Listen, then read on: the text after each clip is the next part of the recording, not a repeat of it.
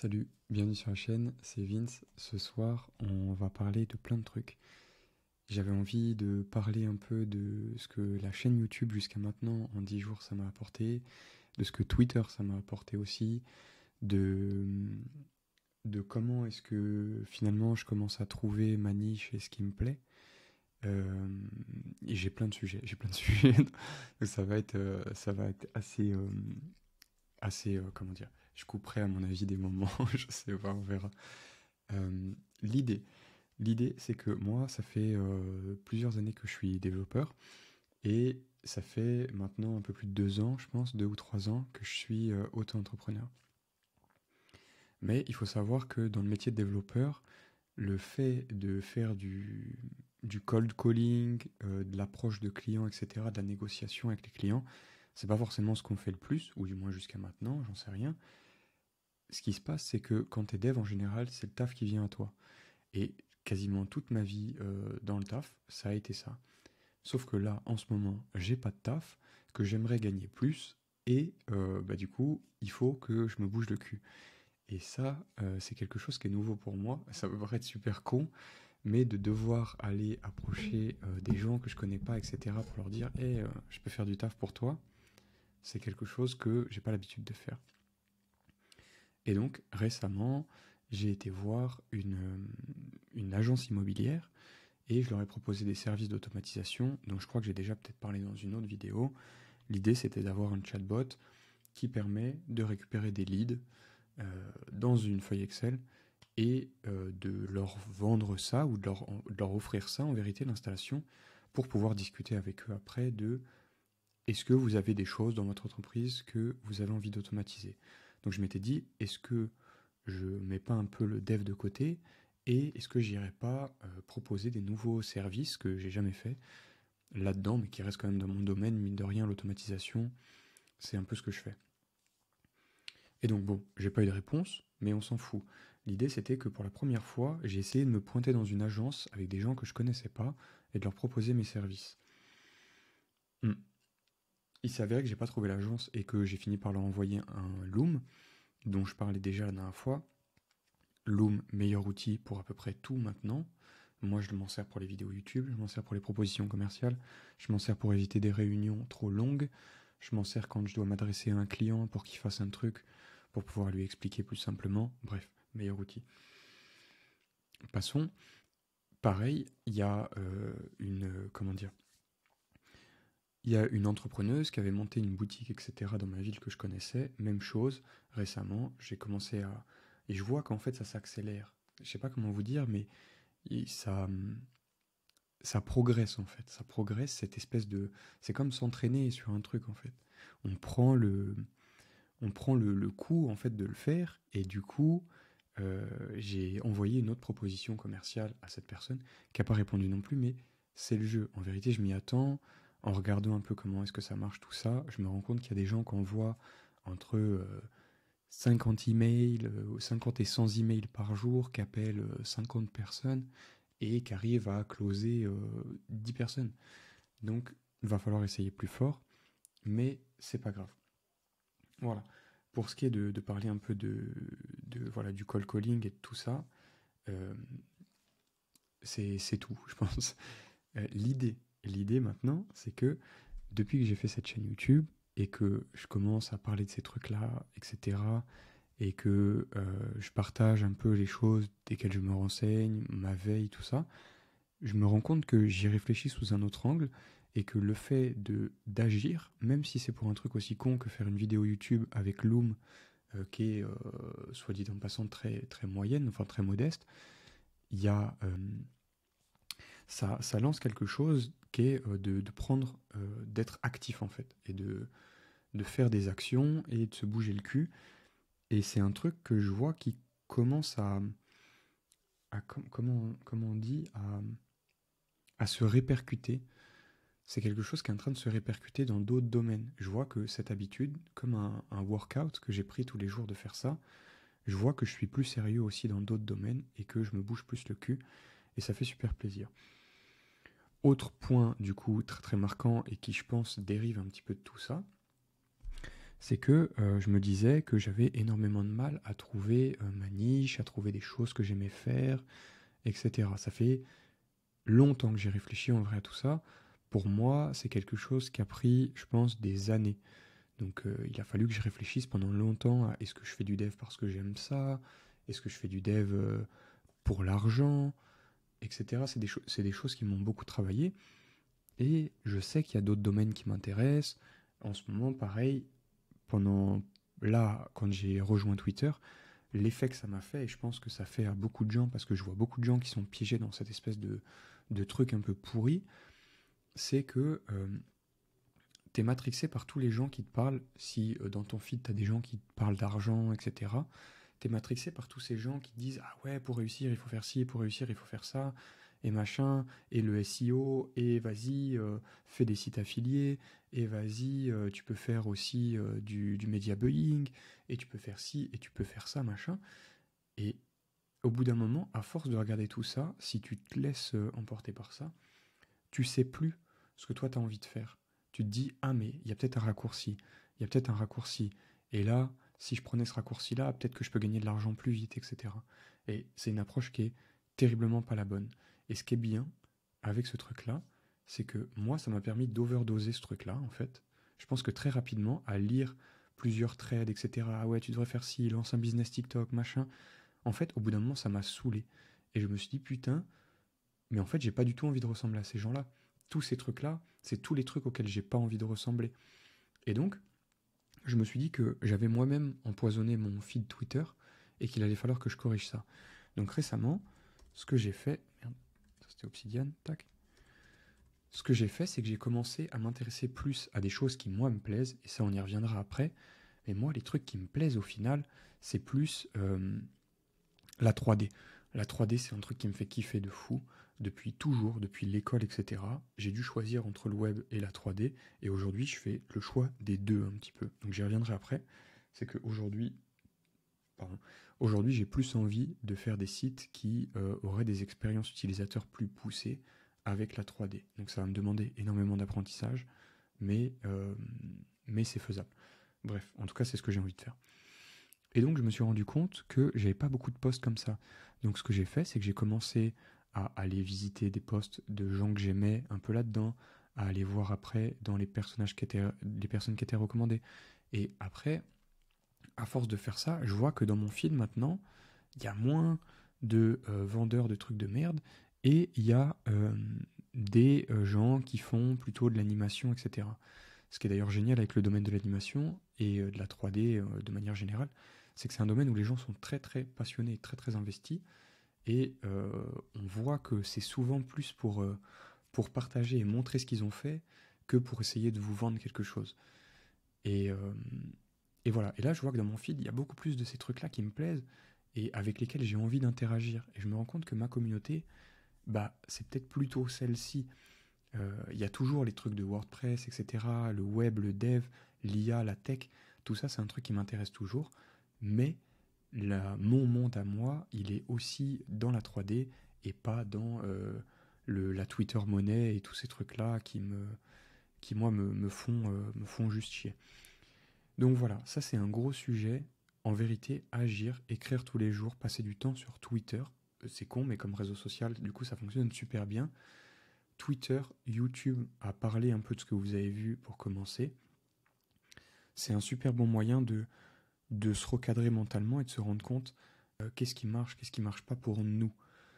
Et voilà, il faut faire attention de ne pas suivre les mauvais gourous parce que la vérité c'est que est-ce que vous imaginez construire un following de gens pour un truc que vous aimez pas faire? Imaginons en vrai faire du media buying, c'est un truc, ça craint pour vous, vous détestez faire ça. Ok, mais vous avez vu beaucoup de trades qui disent ah ouais, le media buying ou l'IA, ça paye super bien, etc. Donc vous vous y mettez à fond et vous commencez à construire une audience là-dessus. Est-ce que vous imaginez, pour tout le reste du temps, devoir continuer à écrire des posts sur un sujet qui vous fait chier, juste parce que maintenant vous êtes prisonnier un peu en quelque sorte de cette espèce de communauté que vous avez créée et qui, vous avez l'impression peut-être, attend après vous. Je pense que c'est pas du tout la bonne approche, et en tout cas, moi, c'est pas du tout l'approche que j'ai envie de suivre. ce qui est très très cool aussi, c'est que depuis que j'ai commencé à interagir sur Twitter, mine de rien, je me suis fait des potes, en fait. Enfin, je me suis fait d'autres potes, des potes in-game, on va dire, du coup. On y reviendra sur le concept de game après. Mais je me suis fait un petit groupe de gens avec qui je résonne et que j'aurais jamais rencontré autrement que comme ça. Et pourtant, c'est des gens qui ont peut-être qui ont les mêmes convictions profondes que moi, je pense, en tout cas à certains niveaux.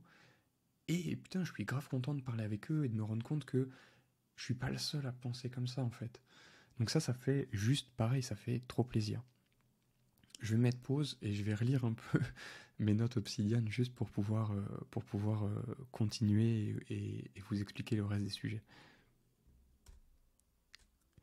Voilà. Donc hier, ce que je disais dans la vidéo, c'est que déjà, même avec assez peu de vues, au final, il y a quelqu'un qui m'a contacté et qui m'a dit mec, ce que tu fais, ça me sert, etc. Et waouh, quel changement de vision où tu te dis putain, il faut que je continue ce truc-là, ça me plaît. Et en fait, ça correspond avec des gens. Et donc, tout ça, tout ce truc-là, ça m'a fait réfléchir à mes objectifs. Et pour la première fois dans ma vie, c'est un truc super nouveau pour moi, je commence à avoir des objectifs, des espèces de mini-objectifs un peu plus smart que ce que j'avais jusqu'à maintenant, qui étaient des trucs très long terme, où je me dis, ouais, j'aimerais bien avoir ça dans ma vie plus tard. Là, je commence à me fixer des objectifs, à me dire, ok, j'ai envie de progresser par exemple en 3D, il va falloir que je me fixe l'objectif de faire au moins 1 heure de mon cours de 3D et peut-être encore 1 heure de mon cours de TriJS qui est le mix entre la 3D et le web. Donc tout ça, ça me permet de fixer et de changer mon emploi du temps et de m'organiser et de construire une espèce de... et de construire mes routines. D'ailleurs, autre sujet, ça j'y reviendrai certainement dans une autre vidéo, mais les routines, ça marche mieux justement quand on a un besoin. Les routines, au final, c'est un outil pour atteindre des objectifs. Et quand on essaye d'optimiser tout avant l'heure, ça finit en général pas bien par des routines qu'on n'arrive pas du tout à tenir et avec lesquelles on se met des coups de bâton en se disant ah putain j'ai pas réussi à faire ce truc là 3 fois par semaine comme je m'étais dit. Bref, voilà. Donc maintenant sur la chaîne je pense que je vais orienter le contenu très autour de la 3D et du dev en même temps. D'un point de vue plus global, j'ai très très envie toujours, comme je vous disais l'autre fois, de construire une communauté. Ce truc-là, c'est un des trucs, une des meilleures ressources que j'ai en ce moment. Une ressource que j'avais envie de repartager avec vous dans cette vidéo.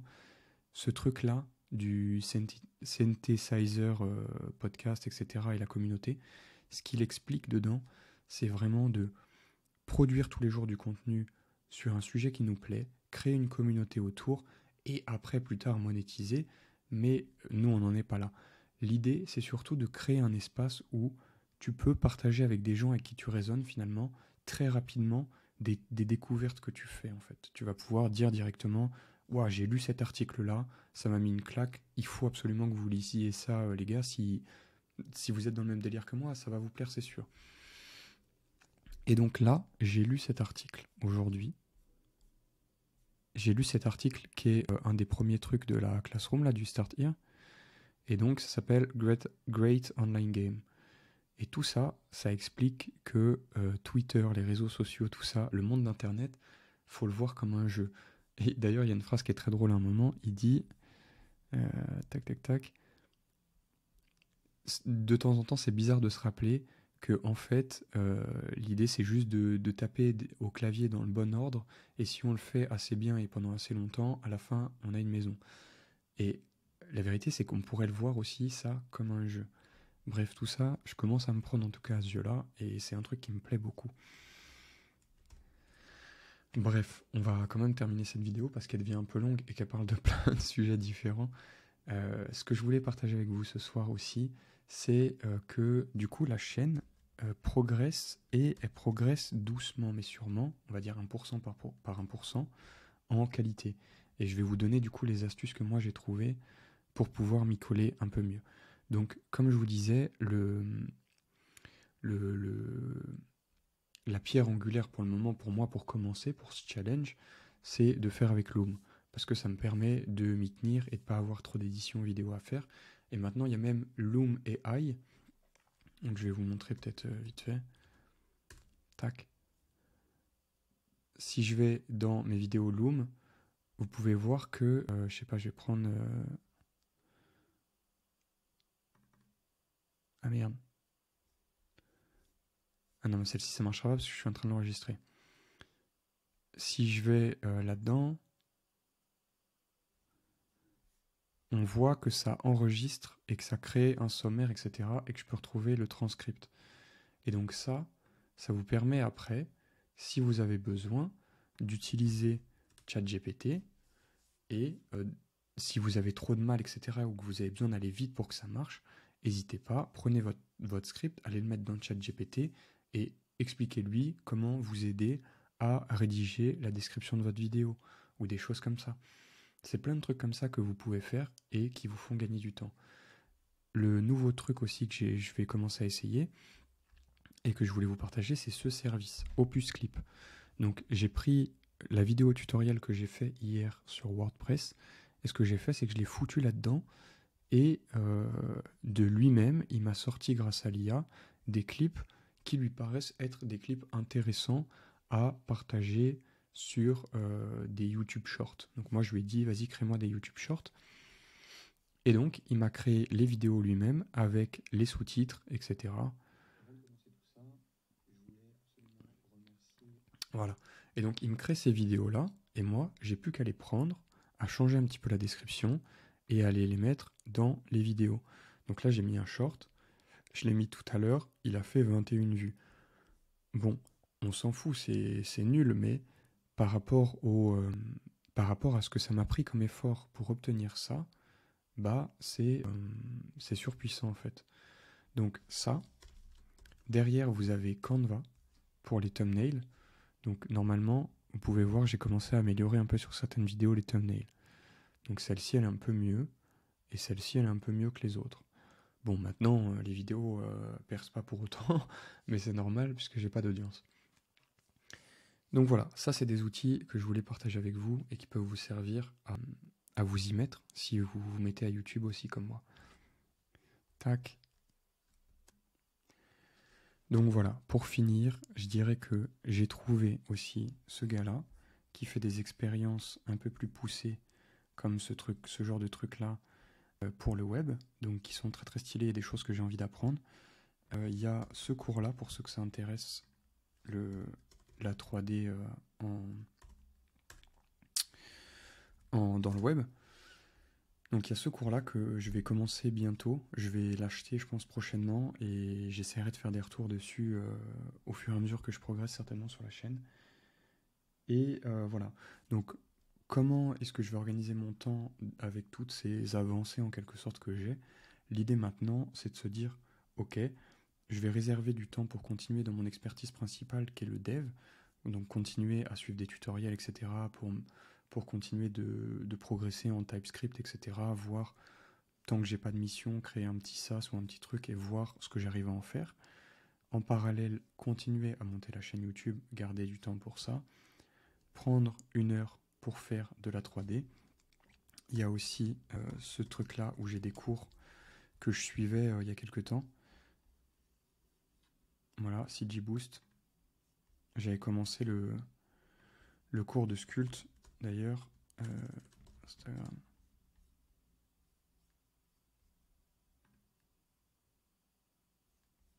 Voilà, j'en étais arrivé là. Ça, c'est un truc qui est vraiment trop trop kiffant. Et, voilà, je pense que je vais reprendre ça très prochainement. Et l'idée, ça serait dans mon planning de garder aussi 1 heure pour pouvoir faire un autre projet que j'ai en tête, mais que je vous révélerai pas maintenant et que je vais appeler le projet LB pour le moment. Voilà, je vous dis à demain, pas à une prochaine en fait, à demain, à demain dans une autre vidéo et j'essaierai de faire des trucs, je pense, plus cadrés, sauf si vraiment il y a des gens à qui ça plaît ce format-là. Là aujourd'hui j'ai traité beaucoup de sujets, je suis parti dans un peu tous les sens. J'espère qu'il y aura des informations qui ont de la valeur pour certains qui regardent. Voilà, allez, ciao, à demain.